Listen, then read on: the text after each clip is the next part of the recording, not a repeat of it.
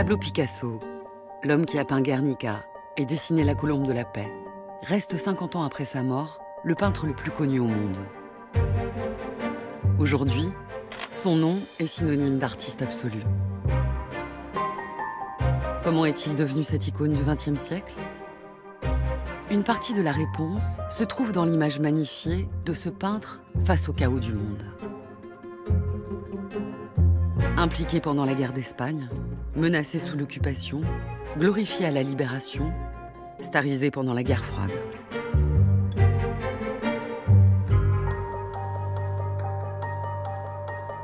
Mais ce récit idyllique est-il en phase avec la réalité des faits? Picasso a-t-il été un artiste engagé ou un habile stratège? Comment s'est imposée la légende d'un Picasso héroïque?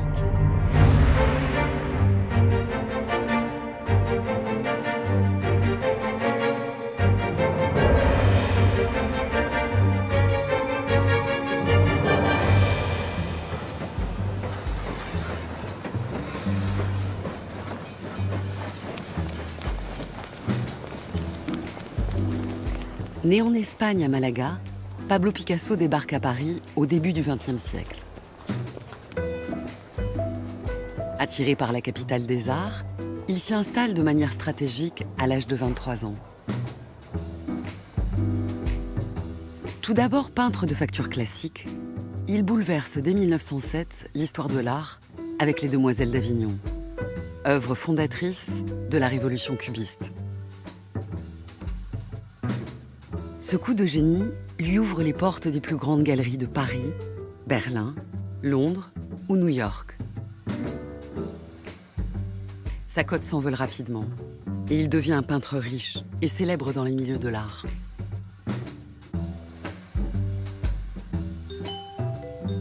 Son unique raison d'être, c'est la peinture. Mais à 55 ans, il est rattrapé par la guerre civile qui éclate en Espagne.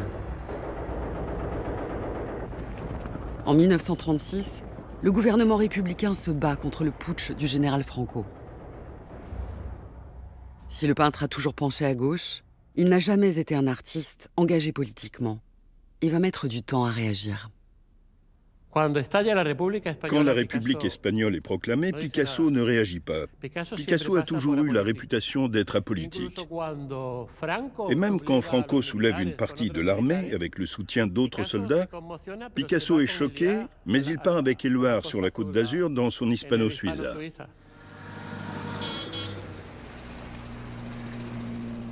S'il ne s'implique pas immédiatement, Picasso ne reste pas indifférent au sort de son pays natal, où vivent encore sa mère et sa sœur.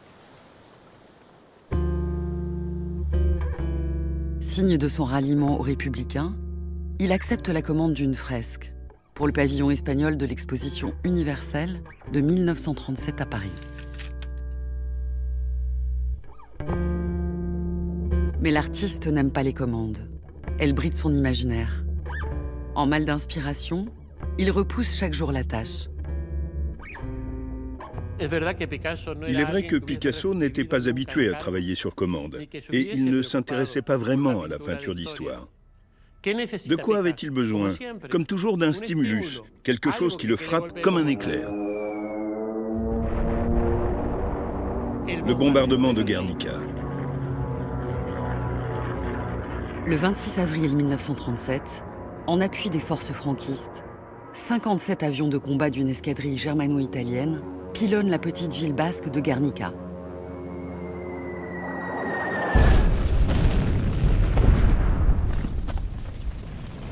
C'est la première fois dans l'histoire qu'un raid aérien vise sans sommation des civils.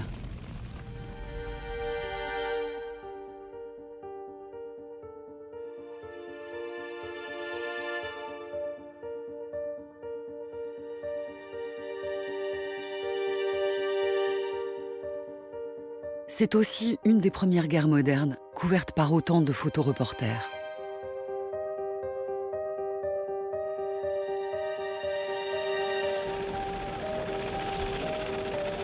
Quand Picasso découvre dans la presse l'horreur du massacre, le choc est total.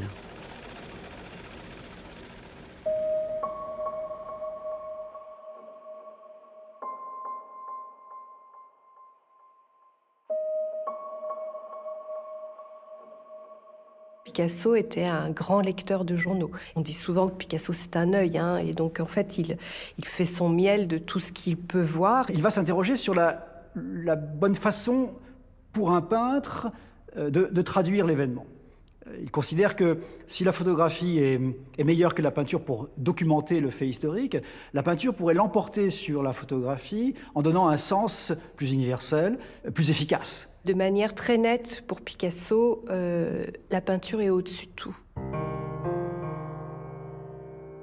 Ce débat entre peinture et photographie, Picasso le mène avec la femme qui partage alors sa vie, la grande photographe Dora Maar.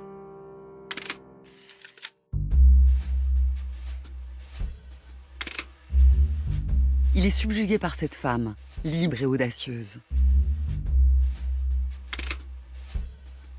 Très politisée, elle est depuis longtemps engagée dans le combat antifasciste et pousse Picasso à s'inspirer de la tragédie de Guernica pour honorer sa commande.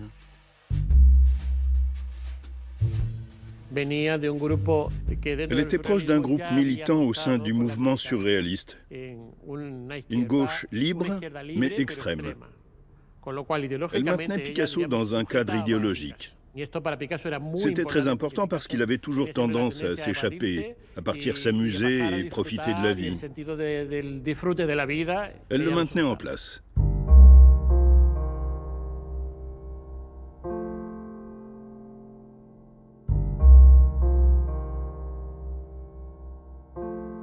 Elle va vraiment l'accompagner, l'inspirer, le conseiller. Vraiment une sorte de cheminement à deux dans la genèse de ce tableau, puisqu'il faut rappeler que Dora Maar a été recrutée par les Hervos pour faire un reportage photographique de ce travail autour de Guernica.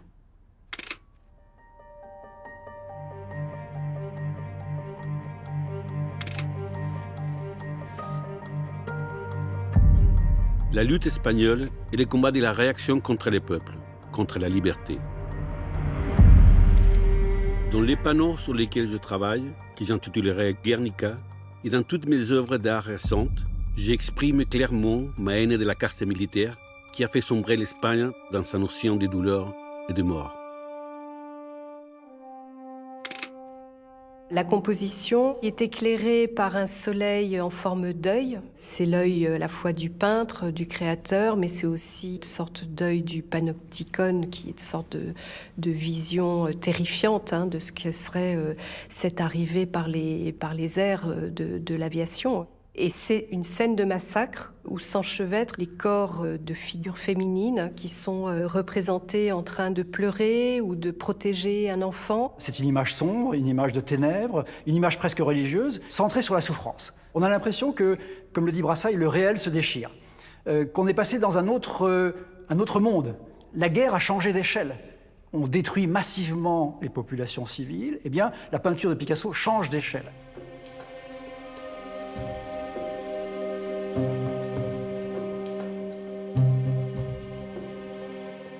Enfin porté par un souffle créateur, Picasso achève en moins de 5 semaines sa fresque monumentale. Mais lorsque ses compatriotes républicains découvrent les tableaux qu'ils ont commandés, c'est la consternation. Certains s'exclament « C'est un panneau antisocial, ridicule et tout à fait étranger à la sainte mentalité du prolétariat ». Les républicains espagnols ont été déçus, car ce n'était pas un tableau de propagande politique, mais un tableau de nature plutôt symbolique. Il fallait montrer des hommes en lutte et non pas, principalement d'ailleurs, des femmes en larmes ou manifestant finalement une sorte de détresse universelle. Picasso a voulu faire de Guernica un cri.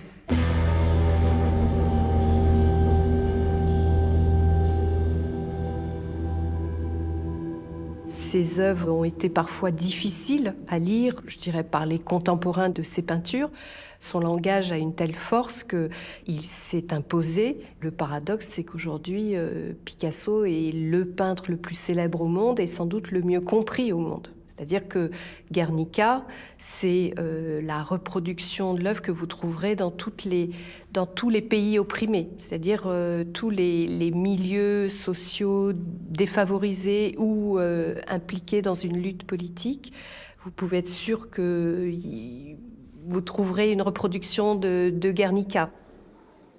Dès la fin de l'exposition universelle de 1937, et malgré les critiques, ce chef-d'œuvre de l'art moderne sera utilisé par les républicains espagnols lors d'une tournée internationale visant à lever des fonds pour la cause. Il sera ensuite exposé en 1939 à New York, au Musée d'art moderne, dans le cadre d'une grande rétrospective. Picasso, 40 ans d'art. Picasso, qui avait développé un sens aigu de l'humour sardonique, a dit « Ce qui me plaît le plus dans le destin final de Guernica, c'est qu'un tableau aussi politique et engagé comme le mien réside depuis toutes ces années au cœur de Manhattan. » Il aimait cette contradiction qu'un tableau politique et militant soit placé au cœur du capitalisme mondial. Fidèle à sa promesse, Picasso n'est jamais retourné en Espagne de son vivant. Comme il l'avait fermement exigé, il faudra attendre la mort de Franco en 1975 et le retour de la démocratie en Espagne en 1981 pour que Guernica quitte le MoMA et soit rapatrié au musée de Reina Sofia de Madrid.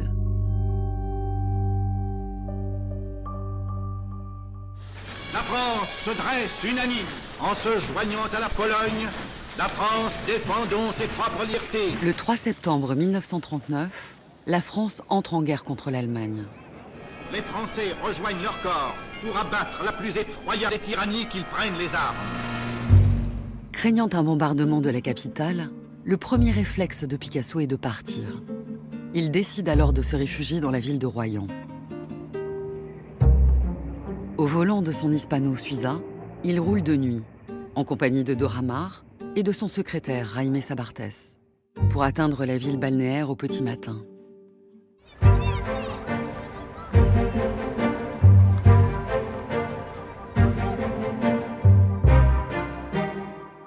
Il s'installe dans une villa, Les Voiliers, qu'il transforme aussitôt en atelier. Il accumule alors de façon obsessionnelle des portraits de Dora Maar.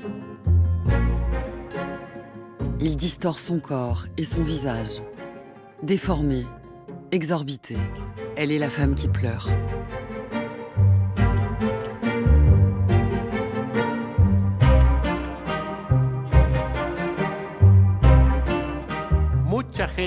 Beaucoup de personnes pensent que lorsque Picasso peint une femme, il peint ce qui lui arrive à elle.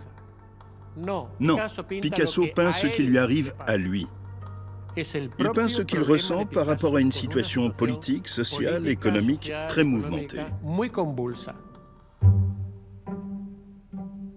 Effectivement, il y a chez Picasso une façon de combiner l'intime et l'histoire, de montrer à travers un simple portrait les échos d'une situation qui frappe donc toute une société.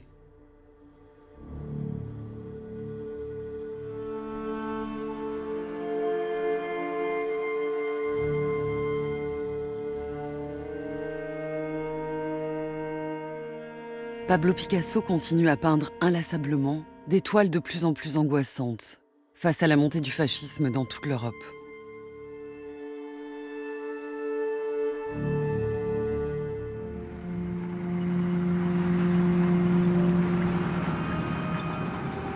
En Espagne, au mois d'avril 1939, ses amis républicains ont perdu le combat et le général Franco a définitivement pris le pouvoir. À cette triste défaite, s'est ajouté au début de l'année un drame personnel. Pendant que les troupes de Franco marchent sur Barcelone, la mère de Picasso décède.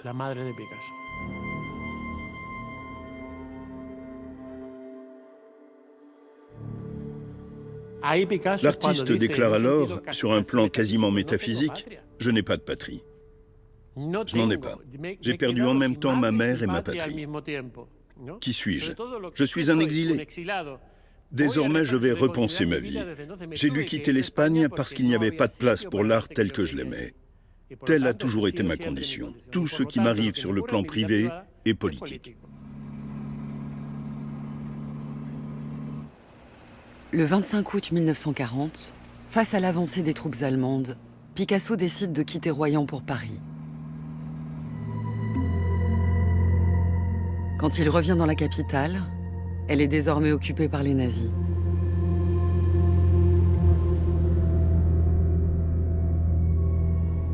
Dans cette France qui exalte la xénophobie, Picasso a toujours un statut d'étranger. Il est apatride, donc son premier réflexe, c'est évidemment de demander la nationalité française. Et quand il demande la nationalité française, c'est une demande à l'aide. Il est terrorisé parce que les Allemands le ciblent, les Espagnols le ciblent, et les nazis sont en train d'envahir la France. Donc la seule protection qu'il aurait, ça serait de devenir français. Picasso ne parlait pas, Picasso ne laissait pas apparaître cette fragilité. Néanmoins, c'était son talon d'Achille. Lorsqu'il a entrepris au mois d'avril précédent les démarches pour obtenir sa naturalisation, Picasso était confiant. Il vit en France depuis 40 ans et pense pouvoir compter sur sa célébrité et sur ses nombreux appuis au sein des cabinets ministériels. C'est un fonctionnaire de police qui va devenir pétainiste, qui va devenir pro-nazi. Il est représentatif d'une certaine France, de cette France du repli, de cette France nationaliste, de cette France de la peur, de cette France qui considère que l'étranger nous menace et vole le travail des Français. Et alors que Picasso a des protections dans les ministères, à la préfecture, et qu'il a bon espoir d'obtenir sa naturalisation, eh bien, il échoue. Il échoue parce qu'il continue à traîner depuis le tout début du XXe siècle, la réputation d'avoir été proche des milieux anarchistes, puis des milieux communistes, d'avoir côtoyé des gens dangereux, de n'avoir jamais développé aucun patriotisme à l'égard de sa terre d'accueil. Bref, tout ça fait boule de neige et l'administration, finalement, dit non. Malgré ce rejet, aussi rapide qu'inattendu, Picasso refuse de s'exiler. Alors qu'il figure sur la liste de Varian Fry, conseiller spécial américain, chargé d'organiser la fuite d'artistes et d'intellectuels aux États-Unis.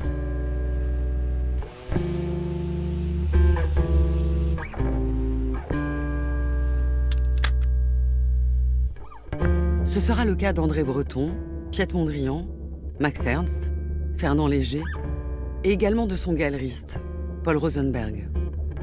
Son outre marchand, Daniel Henriquenweiler, partira se cacher dans le Limousin. Que peut faire Picasso? Picasso ne peut pas retourner en Espagne. On lui propose de s'installer au Mexique, mais il pense que ce serait une erreur.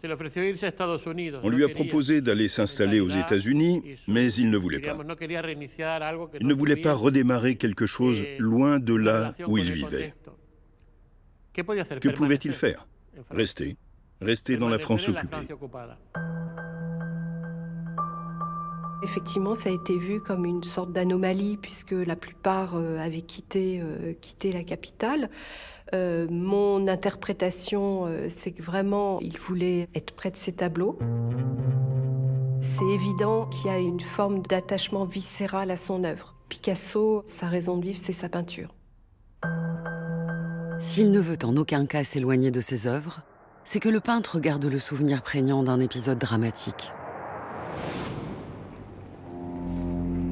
Pendant la Première Guerre mondiale, son marchand, Daniel Henriquenweiler, de nationalité allemande, et donc considéré comme un sale-boche, avait vu toute sa collection séquestrée.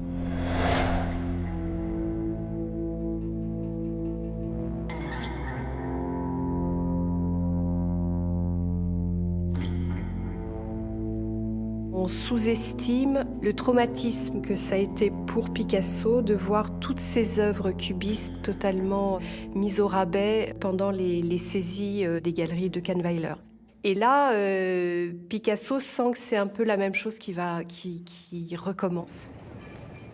Pour éviter que l'histoire se renouvelle, Picasso se rend à la banque BNCI, où il a ouvert un coffre-fort pour mettre une partie de ses œuvres à l'abri.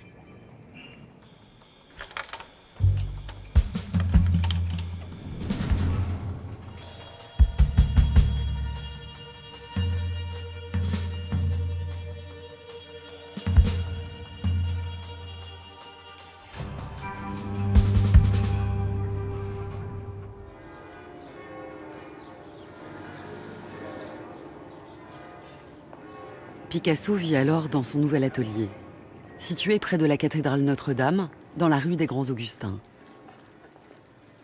Déniché par Dora Maar, au dernier étage d'un hôtel particulier, il y restera cloîtré pendant toute la Seconde Guerre mondiale.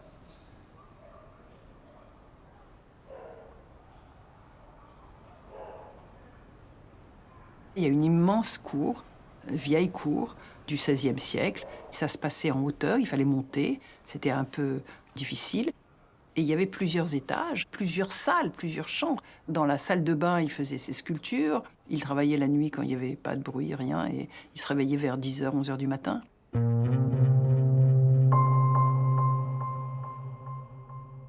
Et il va multiplier des natures mortes, assez morbides, peuplées de crânes, de têtes de mort ou de couteaux, assez austères également, sur des fonds comme ça, très ternes, très plombés.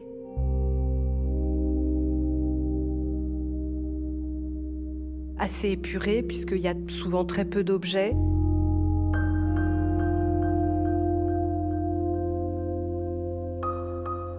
Il y a une forme presque de retour à son césanisme des débuts, comme une forme de peinture philosophique, qui serait des memento mori, qui lui permettrait comme ça de tenir le coup, en fait, en pensant à travers la peinture.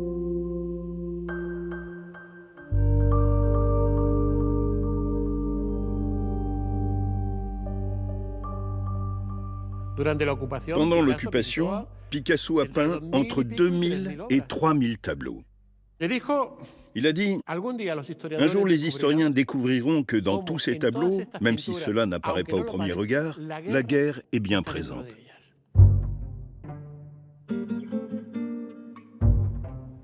Qui croyez-vous qu'il soit un artiste? Un imbécile qui n'a que des yeux s'il est peintre?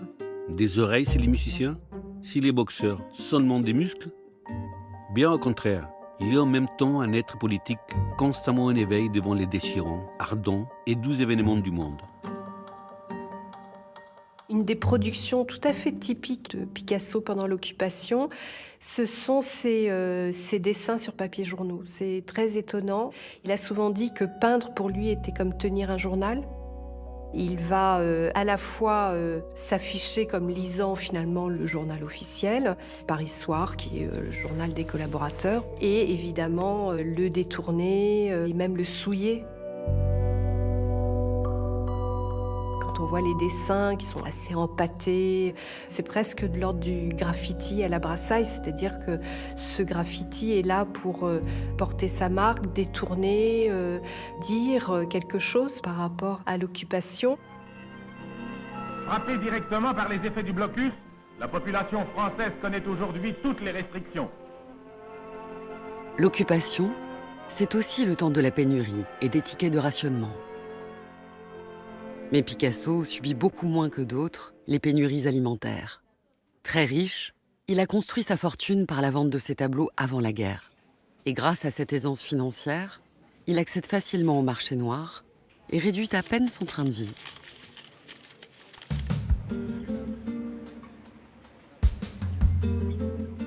Chaque jour, il se rend au restaurant et cultive avec soin des relations avec des personnalités de tous bords. Côté gauche, ses amis, artistes et écrivains, s'appellent Paul Éluard, Robert Desnos, Jacques Prévert ou Jean-Paul Sartre. Mais de façon ambiguë, il déjeune aussi à la brasserie Libre avec Jean Cocteau, qui flirte avec l'ennemi.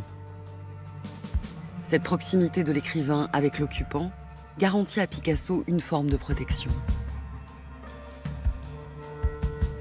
Dans une période troublée, dans une période sombre, on garde quand même des réseaux, des amitiés. On garde aussi une sociabilité. Il voit des gens de toutes origines, en quelque sorte, de toute sensibilité politique. Il le sait. Il sait que certains sont liés à la résistance intellectuelle, d'autres sont plus proches des forces d'occupation, certains sont plus neutres, certains sont encore plus ambigus. Pensons à Fabiani.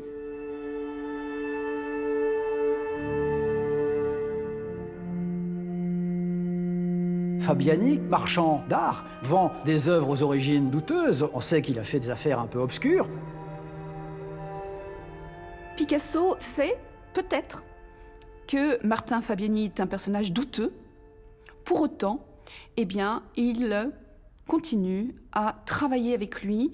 Il y a le nom de Martin Fabiani dans la traçabilité des œuvres appartenant à la collection personnelle de Picasso. Donc, les liens étaient assez étroits.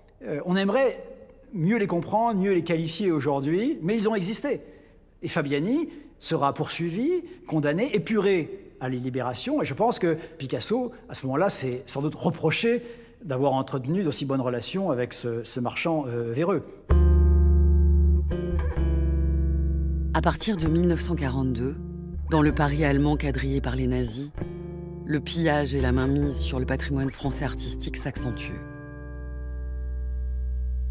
Provocateur, incontrôlable, cosmopolite, Picasso est le prototype de ce que les nazis appellent l'art dégénéré. À ce titre, il figurait parmi les artistes cloués au pilori lors de la fameuse exposition Entartete Kunst.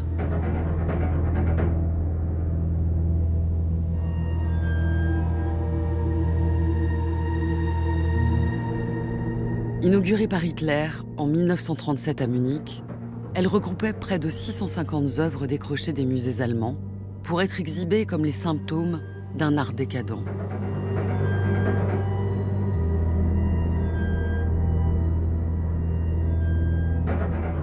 Lors de cette épuration, 4 tableaux de Picasso avaient été confisqués.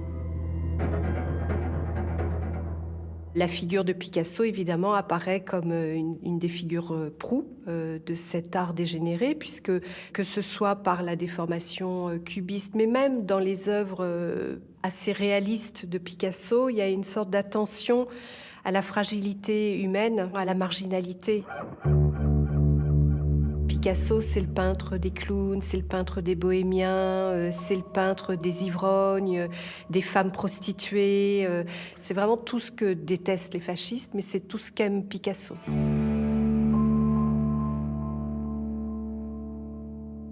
Les détracteurs de l'art moderne vont apposer à cette nouvelle peinture l'épithète de juif.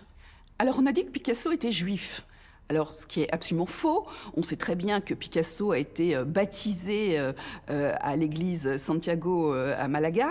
La sémitisation de Picasso, c'est plutôt d'un autre côté qu'il faut le regarder. C'est ce que les critiques collaborationnistes appellent l'école Picasse, et c'est à avoir du côté du cosmopolitisme avec Modigliani, Pasquine, Chaim Soutine, ces nouveaux langages qui prennent des distances avec la réalité et qui permettent une expression picturale excessivement forte.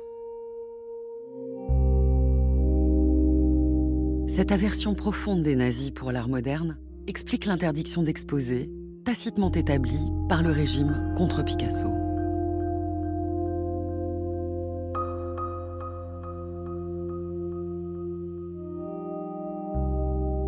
L'histoire de l'art aime à répéter que Picasso était interdit d'exposition sous l'occupation. Qu'il n'aurait pas été autorisé à montrer, à vendre, voire même à reproduire sa peinture. Alors, les faits sont un peu têtus et nous montrent qu'au contraire, il est présent dans toutes sortes de lieux.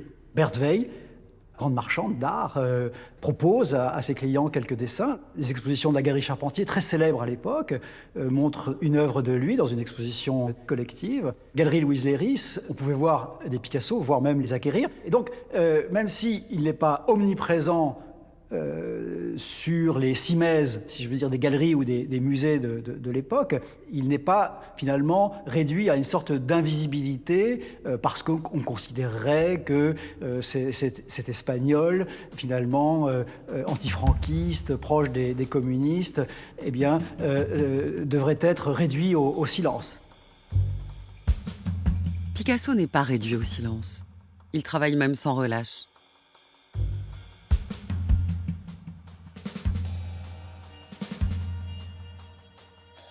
Pour lui, comme pour de nombreux artistes, créer, c'est résister.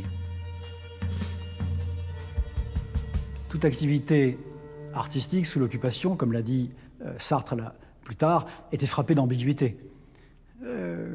Créer, peindre, écrire, faire jouer son théâtre, c'était résister à l'occupant, mais c'est aussi profiter de l'autorisation qui nous est faite de peindre, d'écrire, de publier. Et c'est cette ambiguïté qu'il faut accepter. Il ne s'agit pas de stigmatiser Picasso, puisque cette ambiguïté, c'est celle du monde de l'art, dans sa presque majorité.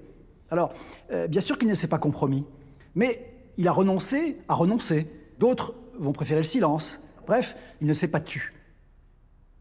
Je voudrais que l'on comprenne que si Picasso, Zervos, Léris et tous les autres n'avaient pas continué pendant les années d'occupation à vivre leur vie, à poursuivre leurs manifestations et leurs propositions artistiques, les Allemands auraient gagné la guerre, parce qu'ils auraient détruit l'art moderne.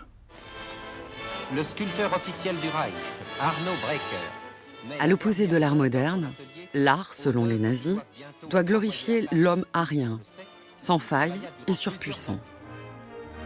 Le sculpteur favori d'Hitler s'appelle Arno Breker. Formé à Paris au début du siècle dans l'atelier d'Aristide Maillol, il conserve un véritable respect pour l'œuvre de Picasso. Alors, tout en servant la propagande nazie, Breker use de son influence auprès du Führer pour le protéger. Au musée de l'Orangerie, inauguration de l'importante exposition, en présence de messieurs Abel Bonnard et de Brinon. On sait qu'au musée de l'Orangerie, il y a eu une exposition de Arno Breker avec ses nus mâles, surpuissants, de l'homme nouveau, machiste, que va célébrer Cocteau. Salut à toi Breker, etc., de manière immonde, dans Comédia, dans le journal Comédia. Que fait Picasso? C'est précisément le moment où Picasso produit une sculpture magnifique qui s'appelle L'homme au mouton, qui est l'inverse du projet d'Arno Breker. C'est l'histoire du Hermès criophore qui porte un mouton. Ça peut être chrétien ou ça peut être païen, mais on voit un homme fragile qui porte un animal fragile, et c'est une ode au dégénéré, une ode au laissé pour compte.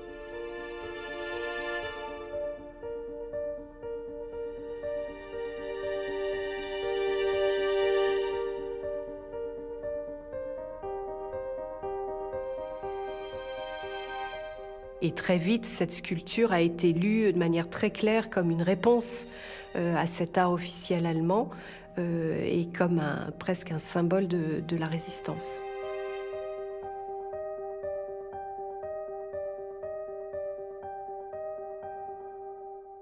Pablo Picasso sculpte un symbole de la résistance. Pourtant, lorsque Max Jacob, son ami de la première heure, qui l'avait nourri et logé lors de son arrivée à Paris, est raflé en février 1944, Picasso ne signe pas la pétition destinée à le faire libérer du camp de Drancy. Si cette défaillance a fait couler beaucoup d'encre, certains parlant de lâcheté, ou au contraire de prudence, étant donné son statut d'étranger, le peintre sera bien présent à l'enterrement du poète.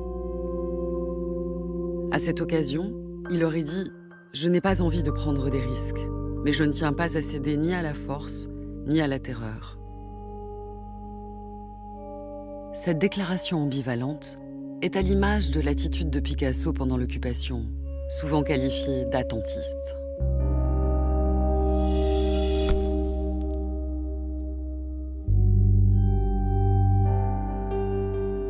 Je ne sais pas bien pourquoi on parle d'attentisme, parce qu'en fait, Picasso, pendant la Seconde Guerre mondiale, il a quel âge? Il a déjà 60 ans. C'est pas non plus un jeune homme qui pourrait aller poser des bombes sur des voies ferrées. C'est pas quelqu'un qui est courageux physiquement, mais on est nombreux à ne pas l'être. Il ne faut jamais oublier que plus de 90% de la population est attentiste.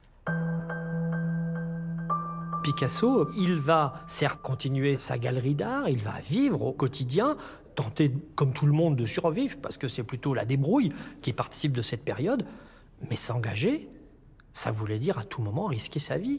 Picasso évite d'entrer en résistance. Je dirais évite. J'aime à dire que Picasso était un attentiste actif.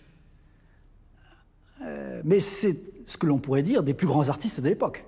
Matisse, Bonnard et Picasso lui-même sont très hostiles à l'occupant. Alors ça, c'est très net, très hostile à l'occupant. Mais ne considèrent pas que leur rôle est de rejoindre la résistance active. On aurait pu s'attendre à ce que Picasso, parce qu'il avait peint Guernica, prenne tout de suite conscience et qu'il s'engage dans la résistance.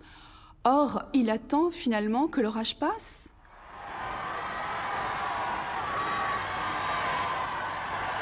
Août 44. Paris est libéré. La capitale est en liesse. L'atelier des Grands Augustins devient le salon mythique de la liberté retrouvée.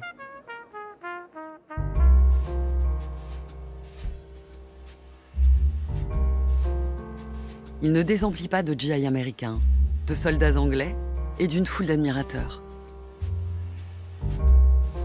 Oui, c'est l'invasion. Paris est libéré, mais moi je suis toujours assiégé. Les visiteurs viennent tous les jours par paquet. Hier encore, il y avait un monde fou. Les gens me traitent comme si je n'avais rien de mieux à faire que de les recevoir. Remarquez, moi aussi j'adore ne rien faire. Je trouve ça bien agréable.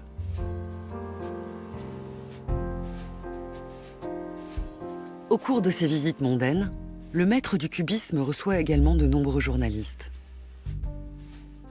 Et alors qu'il n'a jamais joué de rôle actif pendant l'occupation, les médias français et américains le présentent en véritable héros de la résistance. Ce que Picasso laisse dire. Aux yeux du monde, Picasso incarne la résistance en soi. À tel point que Alfred Barr, qui dirige le MoMA, et qui connaît bien l'œuvre de Picasso et un peu sa personne, finit par écrire que Picasso a reçu des résistants dans son atelier, qu'il a été finalement un résistant actif pendant l'occupation. Et là, Zervos, qui connaît encore mieux Picasso, écrit à Alfred Barr en disant « Détrompez-vous, il a simplement montré la plus grande dignité possible pendant les années sombres, mais jamais il n'a agi au service de la résistance, jamais il n'a accueilli des résistants, voire même des réunions des résistants dans son atelier. »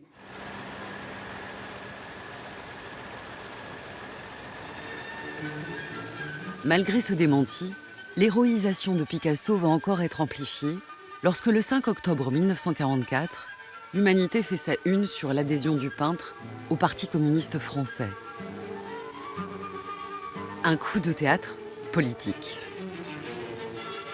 En 1946, le PCF, c'est 28% de l'électorat. C'est la première force politique du pays.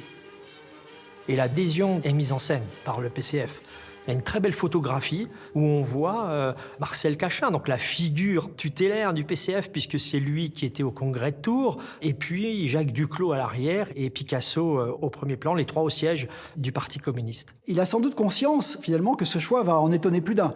Et on le sait, il suffit de lire la correspondance entre Marquet et Matisse, le choix du communisme, non seulement les a étonnés, voire même a suscité des remarques un peu caustiques. Il y a cette célèbre phrase de Dali à l'encontre de Picasso lors d'une biennale hispano-américaine en 1961. « Je suis espagnol, Picasso aussi. Je suis un génie, lui aussi.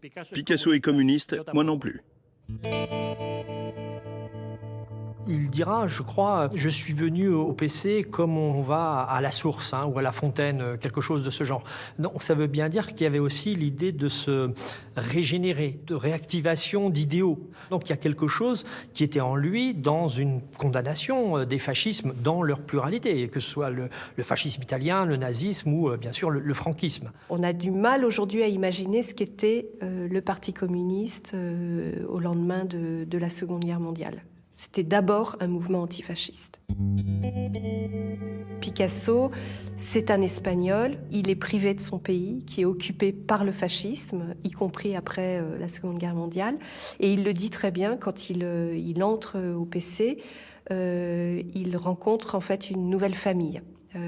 C'est presque une nouvelle patrie. Je ne pense pas que Picasso comprenait grand-chose au marxisme. Je ne crois pas qu'il ait été contre l'abolition de la propriété privée. Je ne crois pas que Picasso ait été convaincu que l'État devait détenir tous les moyens de production. Mais il pensait que le Parti communiste était une force qui incarnait une idée partagée par beaucoup de gens, celle d'un monde meilleur. Je suis allé au Parti communiste sans la moindre hésitation, car au fond, j'étais avec lui depuis toujours. N'est-ce pas lui qui travaille à construire le monde, à rendre les hommes d'aujourd'hui et de demain plus lucides, plus heureux? N'est-ce pas les communistes qui ont été les plus courageux, aussi bien en France qu'en URSS ou dans mon Espagne? Du côté des communistes, on est très heureux, bien sûr, de s'être recrues. On est très heureux que Picasso les ait rejoints, puisque eux-mêmes, finalement, ont besoin d'artistes, d'intellectuels, pour mieux s'installer dans la société française et pour mieux, finalement, dominer la France de l'après-guerre. On pourrait presque dire, alors excusez-moi pour ce mot facile, mais c'est gagnant-gagnant. Grâce à cette alliance opportuniste, Picasso devient une figure populaire, alors qu'il était jusque-là essentiellement connu des collectionneurs d'art. En effet, de façon incroyable, seules 2 œuvres de Picasso étaient détenues avant la guerre par les musées français. En 1947, le tout nouveau Musée national d'art moderne acquiert enfin 10 de ces toiles. L'artiste multiplie également les dons d'œuvres à plusieurs musées de province. Les directeurs de musées de province lui disent « Cher maître, cher camarade, on meurt ici, on n'a rien, on n'a pas d'œuvre. » Et Picasso, que fait-il? Il donne, il offre, il dit « Venez demain, je vous offrirai une nature morte. » Picasso, qui avait été barré des musées français, va devenir, de manière absolument paradoxale, le pourvoyeur en art contemporain des musées de France. Est-ce que ce n'est pas une démonstration extraordinaire d'un personnage qui comprend les enjeux? En 1948, Picasso quitte définitivement Paris pour s'installer dans le sud de la France.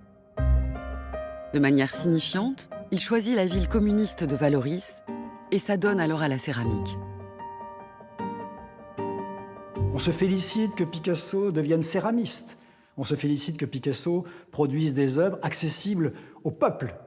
Picasso est à la fois l'artiste essentiel de la modernité aux yeux des musées et des collectionneurs d'art contemporain, mais il est encore un objet d'incompréhension dans le public. Le fait qu'il décide de devenir céramiste, c'était une manière de montrer que Picasso faisait un pas vers les attentes du parti, en rendant une partie de sa production plus accessible esthétiquement et financièrement également.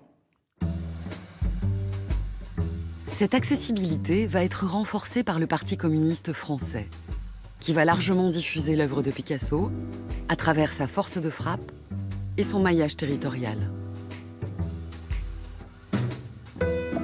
C'est toute la pédagogie aussi du parti de présenter les œuvres de Picasso. On le rencontre dans l'humanité, on le rencontre dans la presse communiste. Oui, il y a une éducation populaire. Mais il faut bien faire la différence entre l'image de Picasso dans les médias américains et l'image de Picasso dans les médias français.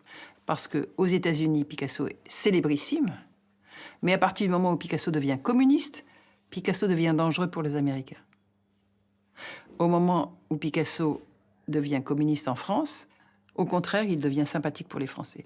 Donc vous voyez, il faut faire une géopolitique de Picasso. C'est extraordinaire, la manière dont cet homme a joué sur plusieurs tableaux, avec énormément de stratégies différentes et avec une maestria exceptionnelle. Voilà.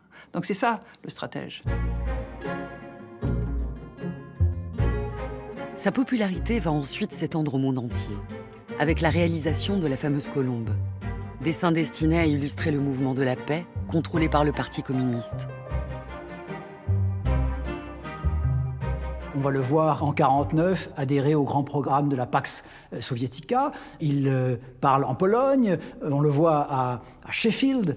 Dans le cadre des congrès de la paix, Picasso y participe, mais je dirais en étant juste auditeur, participant, compagnon de route en quelque sorte, ne prenant pas la parole. Et quand on reprend toutes les affiches, les annonces concernant le mouvement de la paix, on retrouve la colombe de Picasso. Elle est partout, c'est le symbole, je dirais, de la dénonciation de l'impérialisme et du bellicisme américain. Je mets des guillemets à tout ça, puisque c'était la logique des formules de la guerre froide.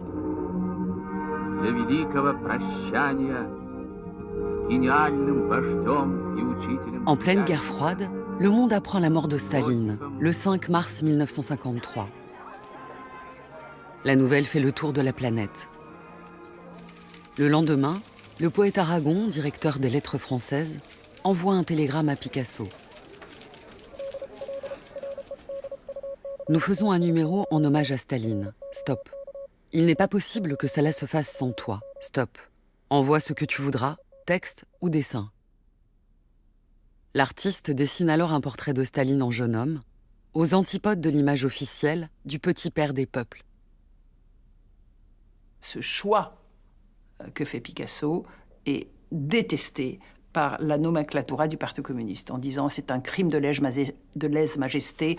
C'était l'époque, si vous voulez, de la folie du culte de Staline. Hein. Donc, au lieu de représenter Staline avec son uniforme en homme guindé et puissant, Picasso le représentait en jeune ouvrier. Aragon reçoit un blâme de la part du secrétariat politique et bureau politique même, puisque en plus, étant membre du comité central, il ne pouvait pas insulter la figure de Staline. Mais n'oublions pas qu'au même moment, Maurice Thorez, chef du Parti communiste français, fait taire la polémique. Que se passe-t-il?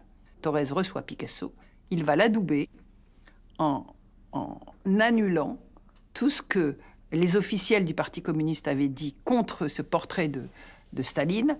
Et donc Thorez va démontrer à quel point il choisit Picasso contre la ligne du parti. C'est exceptionnel. Tout au long, on voit le respect et une amitié très forte entre les deux. Il y a des discussions aussi sur les problèmes du présent, sur les problèmes du moment.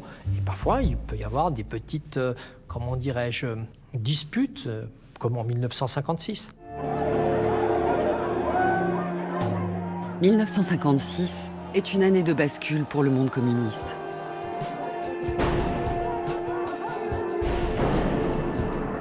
Alors qu'en février, le rapport Khrouchtchev ose dénoncer la dictature de Staline, l'armée soviétique intervient en novembre à Budapest pour mater violemment un soulèvement populaire, faisant plusieurs milliers de morts.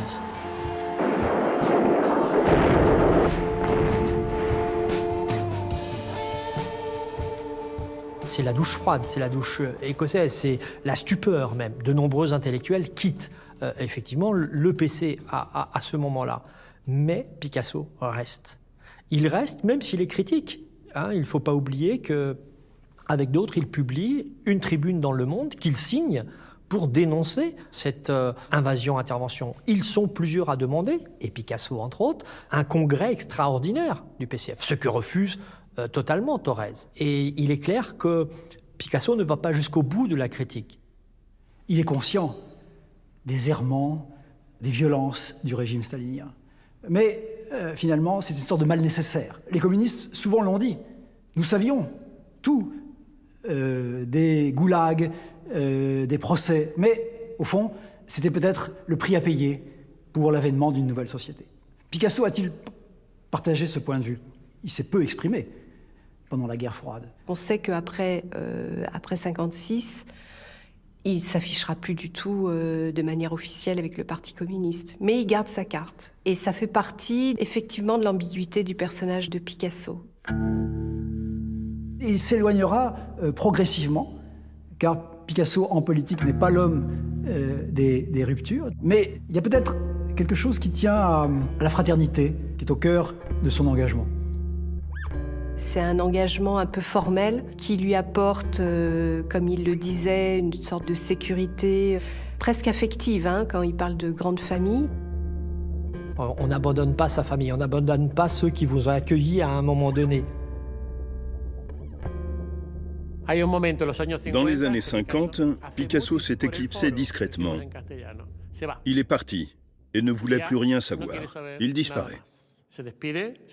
Il a entamé une autre partie de sa vie durant laquelle il est devenu une star des médias. C'est le dernier Picasso. C'est sa dernière œuvre.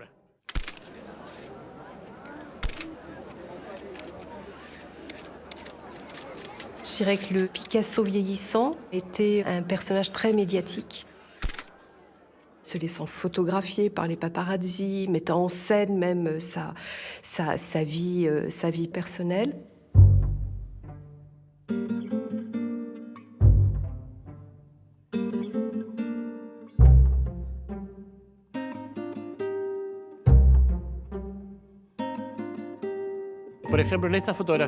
Prenez par exemple cette photographie de Picasso en train de danser dans son atelier.